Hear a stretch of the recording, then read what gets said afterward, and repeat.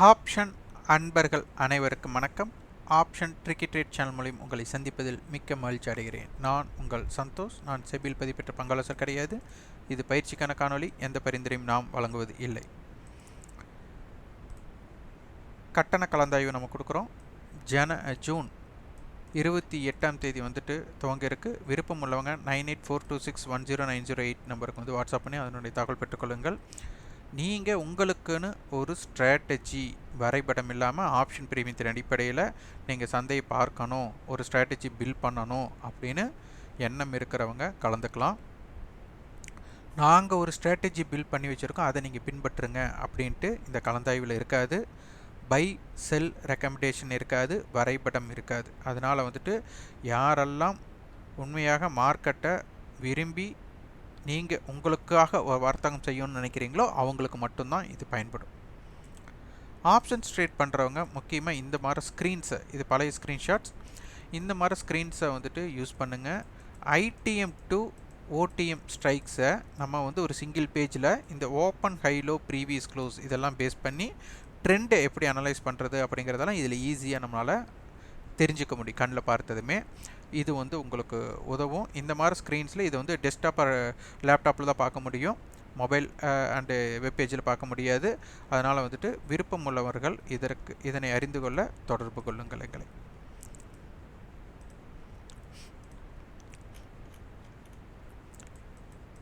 தினம் தினம் நம்ம வந்துட்டு ஒரு லவ் லெட்டர் எழுதணும், மார்க்கெட்டை பார்த்து இன்றைக்கி என்ன நடந்தது அப்படின்ட்டு. இந்த லவ் லெட்டர் எதற்காக நம்ம எழுதுகிறோம் அப்படின்னா, நம்ம ஒரு ஸ்ட்ராட்டஜி பில்ட் பண்ணணும் அப்படின்னு நீங்கள் நினச்சிங்க அப்படின்னா ஒரு விஷயத்தை தொடர்ந்து செஞ்சுட்டே வரணும். இன்றைக்கி ஒன்று பண்ணிவிட்டு அடுத்து வந்து அதை கண்டுக்காமல் திருப்பி பார்த்தோம்னா ஸ்ட்ராட்டஜி பெறாது. என்னென்னா ஒரு குறிப்பிட்ட ஒரு விஷயம் தொடர்ந்து நடைபெறும் ஒரு மாதத்தில். இப்போ பார்த்தீங்கன்னா சும்மா எல்லாருமே பார்த்தீங்கன்னா உங்களுக்கு ஓப்பன் லோவும் ஓப்பன் ஹை இந்த ரெண்டு ட்ரேடுமே பண்ணலாம் அப்படின்னு யோசித்து பண்ணுவாங்க. அது அமையும் போது மட்டும் பண்ணுவாங்க. ஆனால் எல்லா நேரமும் அமையும் அப்படின்ட்டு எதிர்பார்க்க முடியாது. அப்போ இந்த மாதிரி அமைஞ்சால் இதுக்குன்னு ஒரு ஸ்டாப், இதுக்குன்னு ரிவார்டு வச்சுட்டு அவங்க பார்த்தாங்க அப்படின்னா அதை மட்டுமே செஞ்சாங்க அப்படின்னாலே பார்த்தீங்கன்னா உங்களுக்கு ஓரளவுக்கு ஸ்ட்ராட்டஜி பில்ட் ஆகிடும். இது வந்து பொதுவாக எல்லோரும் சரி. அப்போ இந்த மாதிரி பல ஸ்ட்ராட்டஜிஸ் உள்ள மார்க்கெட்டில் கொட்டி கிடக்குது. உங்களுக்கு ஏற்ற மாதிரி உங்களுடைய ரிஸ்க் பேட்டர்னுக்கு தகுந்த மாதிரி. ஆப்ஷன்ஸ் பையர்ஸ் வந்து நிறைய பேர் வந்து லாஸ் ஆகுவதற்கு மெயின் காரணமே என்னென்னா அவங்களுடைய ஃபுல் கேபிட்டல் அப்படிங்கிறதையும் பயன்படுத்துவாங்க. அதே போல் ஆவரேஜ் ட்ரேட் பண்ணுவாங்க, ஹோல்டு பண்ணுவாங்க. இந்த மூணுமே செய்யக்கூடாது. ஆப்ஷன் பையர் இதை செய்யக்கூடாது. ஒரு ஸ்ட்ராட்டஜி பில்ட் பண்ணி அதை நம்பி ஒரு வர்த்தகம் பண்ணணும், லாபமோ நஷ்டமோ அதை ஏற்றுக்கிட்டு அதோட க்ளோஸ் பண்ணிவிட்டு அடுத்த ஸ்ட்ராட்டஜி இதே மாதிரி நீங்கள் ஒரு ஸ்ட்ராட்டஜி பில்ட் பண்ணிங்கன்னா அது அமையும் போது மட்டும்தான். இன்றைக்கே 10 டைம் அமைஞ்சாலும் அதை நீங்கள் 10 டைம் பண்ணக்கூடாது. ஒரே ஒரு டைம் இல்லை 2 டைம், அவ்வளோதான். உங்கள் ரிஸ்க் பேட்டர்ன் எவ்வளவோ அதுக்கு தகுந்த மாதிரி நீங்கள் பார்த்து செஞ்சுக்கணும்.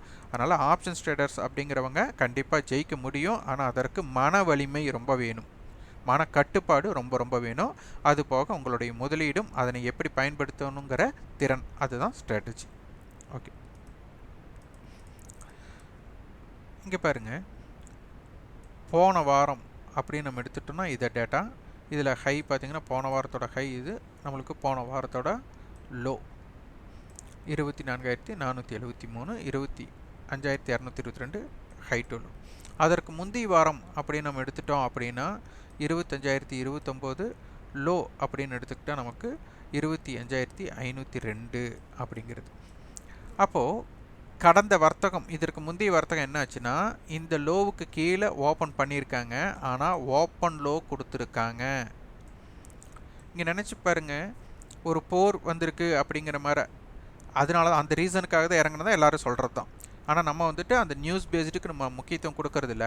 அப்போ அந்த நியூஸ் நமக்கு வந்து உண்மையான தாக்கமாக இருந்தால் மார்க்கெட் பதட்ட நிலையில், எல்லாருமே ஒரு பதட்ட நிலையில் ஒரு பொசிஷன் எடுத்து வச்சுருக்காங்க, அடுத்த நாள் கேப் டவுன் ஆகுதுன்னா என்ன ஆகும், எல்லாருக்கும் ஒரு பயம் வரும். அந்த பயம் வந்தால் என்ன பண்ணுவாங்க, எல்லாரும் ஒரு பொசிஷனை வந்துட்டு கட் பண்ணுவாங்க. அப்போ என்ன ஆகணும், செல்லிங் ப்ரெஷர் க்ரியேட் ஆகணும்.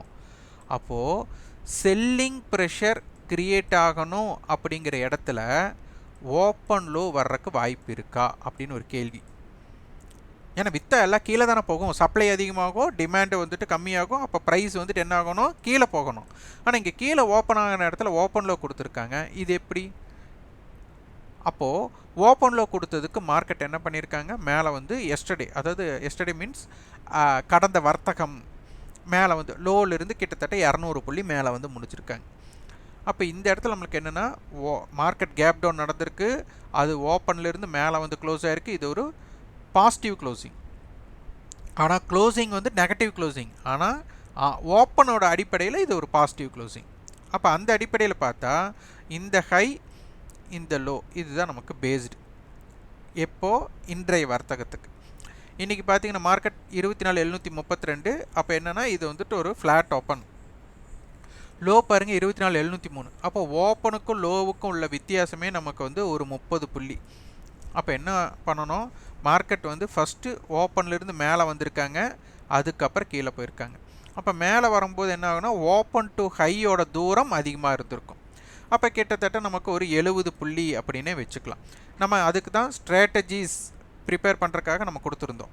இங்கே பார்த்தீங்கன்னா நம்ம கொடுத்துருந்தோம் best strategy for options traders, யாரும் சொல்லாத ரகசியம் அப்படின்ட்டு. அந்த ஓப்பன் அப்படிங்கிறது வச்சு இது ஒரு பாக்ஸ் பேட்டர்னாக க்ரியேட் பண்ணணும் அப்படின்னு நம்ம கொடுத்துருந்தோம். இது ஒன்று. அதுக்கப்புறம் வந்து பார்த்திங்கன்னா நேற்றைய தினம் இந்த காணொளி கொடுத்துருந்தோம். இந்த காணொளி ஒரு பெய்டு மெம்பர்ஸுக்கான காணொளி. ஆனால் இப்போ வந்து உங்களுக்கு பார்ப்பதற்காக ஒரு நாள், அதை நேற்று தினம் பதிவு பண்ணியிருந்தோம், இன்றைக்கி நாளைக்கு மட்டும் இருக்கும். அதுக்கப்புறம் இது வந்து பெய்டு மெம்பர்ஸ் மட்டும் பார்க்குற மாதிரி ஆகிடும். இதோட டாபிக் என்னென்னா ஓடிஎம் விலை யாருடையது அப்படின்னு நம்ம கொடுத்துருந்தோம். இதை வந்துட்டு ஒரு நாளைக்கு மட்டும்தான் ஃப்ரீயாக இருக்கும். அதுக்கப்புறம் வந்து இது பெய்டு மெம்பர்ஸ்க்காக மாற்றப்படும். அப்போது இந்த இதில் நம்ம கொடுத்துருக்கிற இதில் வந்து பார்த்திங்கன்னா அப்போ ஓப்பன்லேருந்து ஃபஸ்ட்டு 70 புள்ளி போயிருக்காங்க. அப்போ என்ன அர்த்தம், இதிலிருந்து +70 -70. அதுக்கப்புறம் இதில் ஸ்மால் இது என்னென்னா ஓப்பன் டு லோ நமக்கு எவ்வளோ 30 புள்ளி. அப்போ இந்த பக்கம் -30, அந்த பக்கம் +30. அப்போ என்ன ஆயிடுச்சு, 24,760க்கு மேலேயே மார்க்கெட் வந்துட்டு ஒரு இம்பேக்ட் க்ரியேட் பண்ண ஆரம்பிச்சிட்டாங்க. கீழே போனவங்க லோ வந்தவங்க திருப்பி மார்க்கெட் மேலே போகும்போதே. அதுதான் இன்றைக்கி வந்து நடந்தது. இன்றைக்கி பார்த்திங்கன்னா நமக்கு காலையிலேயே பெய்டு மெம்பர்ஸ் மார்னிங் வீடியோஸ் கொடுத்துருப்போம். பெய்டு மெம்பர்ஸுக்காக அவங்களுக்கு வந்துட்டு மந்த்லி ஃபியூச்சர்ஸ் 24,725 பேஸ்ட். இதை வந்துட்டு 24,825 ஒரு ரெசிஸ்டன்ஸ் கொடுத்துருந்தோம். ஃபஸ்ட்டு அங்கே தான் மார்க்கெட் வந்துட்டு U10 அடித்தாங்க. திருப்பி அதை பிரேக் அவுட் பண்ணதுமே 24,900, அதாவது அசால்ட்டாக அந்த ரெசிஸ்டன்ஸை பிரேக் பண்ணி மார்க்கெட் மேலே போனதுக்கப்புறம் ஒரு சைட்வே ஆகிட்டாங்க. இந்த சைட்வே வந்து கொஞ்சம் யோசிக்க வேண்டிய ஒன்று. அடுத்தது இன்றைக்கி பேரல் லைன் வந்துட்டு கீழேயும், அப்போ பேரல் லைனுக்கு மேலே ப்ரீவியஸ் க்ளோஸ் இருக்குது.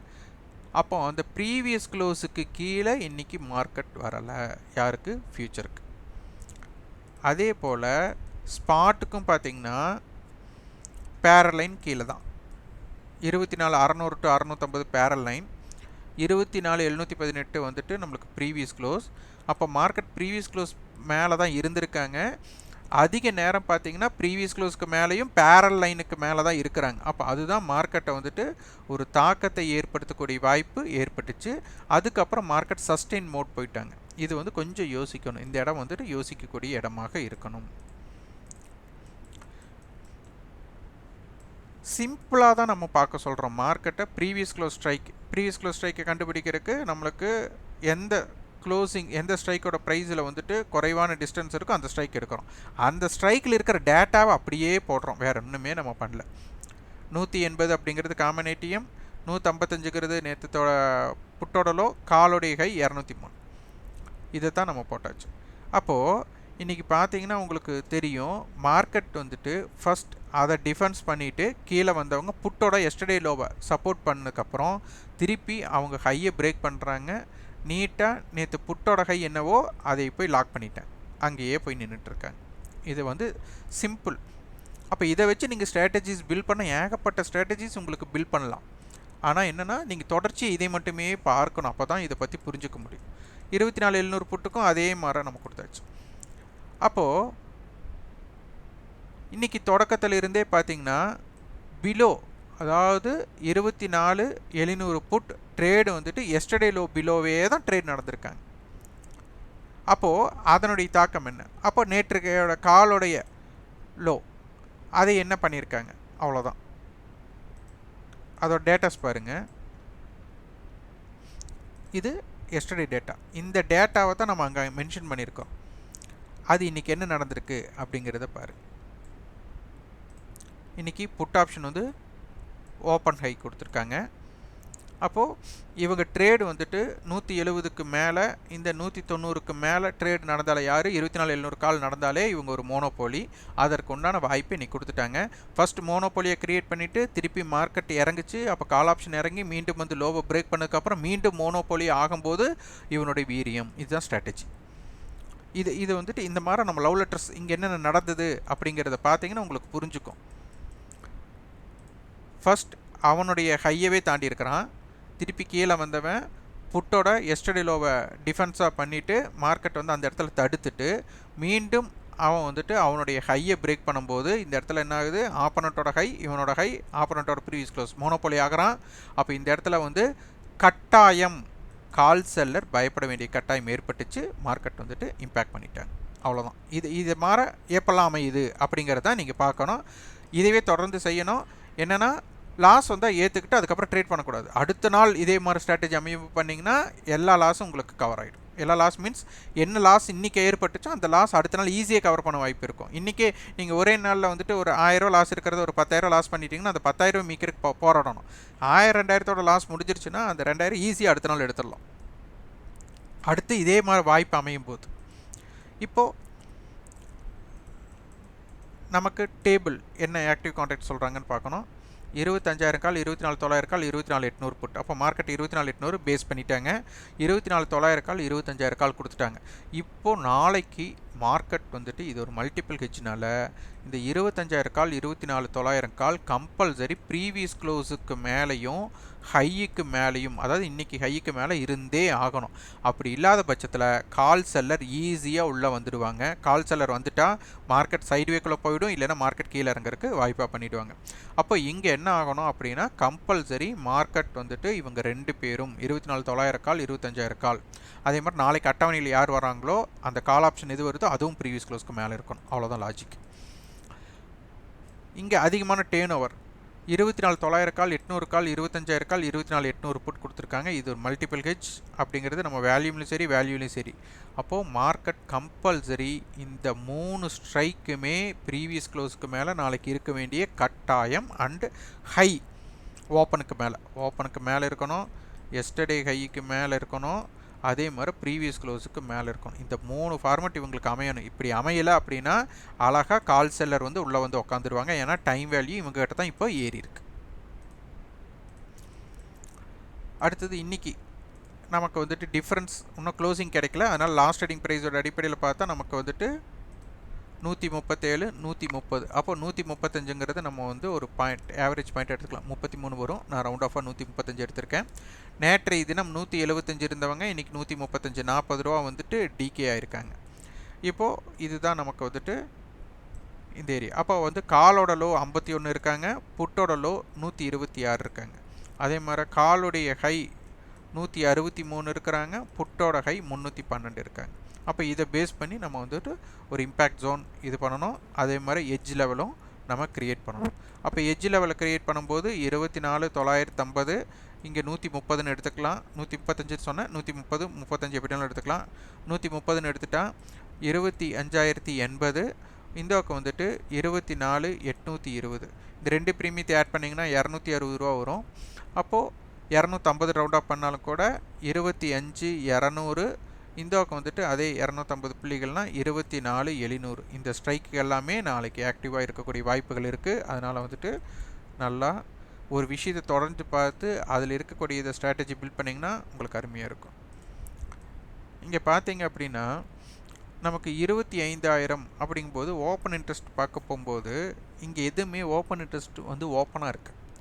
என்னென்னா ஒரு தடுப்பு அப்படிங்கிற மாதிரி இல்லை. அதாவது அதிகமான ஓப்பன் இன்ட்ரெஸ்ட் எது பில்ட் ஆகலை. அதிகமான ஓப்பன் இன்ட்ரெஸ்ட் பில்ட் ஆகாதனால என்னென்னா மேலே கீழே நல்லா போகிறக்குண்டான ஃப்ரீடமாக ஒரு ஃப்ரீ ஸ்பேஸ் கொடுத்துட்டாங்க. அப்போ நாளைக்கு கண்ட்ரோல் பண்ணக்கூடிய வாய்ப்புக்கு எது வேல்யூம் இன்க்ரீஸ் ஆகுதோ அதை தான் நம்ம வந்து முக்கியமாக பார்க்கணும்.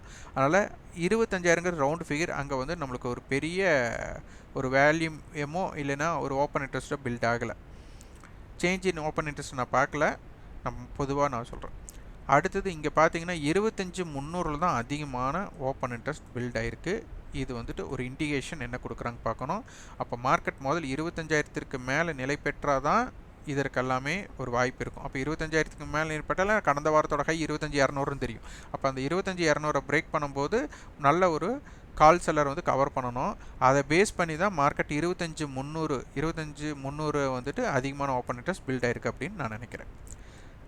அதனால் நம்மளுக்கு ஆப்ஷன் டேபிளோட அடிப்படையில் மல்டிபிள் ஹெட்ஜ் அமைஞ்சிருக்கு. அதில் கால் சைடு நாளைக்கு ப்ரீவியஸ் க்ளோஸ்க்கு மேலே அமைஞ்சால் மட்டும்தான் ட்ரெண்ட் அப் சைடு கிடைக்கும். அப்படி இல்லை ப்ரீவியஸ் க்ளோஸ்க்கு மேலே அமையல, ஓப்பனுக்கு கீழே தான் இருக்காங்கன்னா கால் செல்லர் வந்து உள்ளே வந்துடுவாங்க. அதில் மார்க்கெட் கீழே போகும்னு அர்த்தம் இல்லை.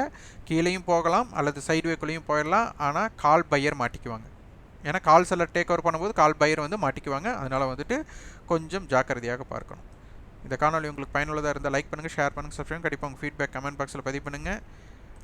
சூப்பர் தேங்க் 2 பேர் பண்ணியிருந்தீங்க. அவங்களுக்கு ரொம்ப உங்களுடைய அன்புக்கு ரொம்ப நன்றி.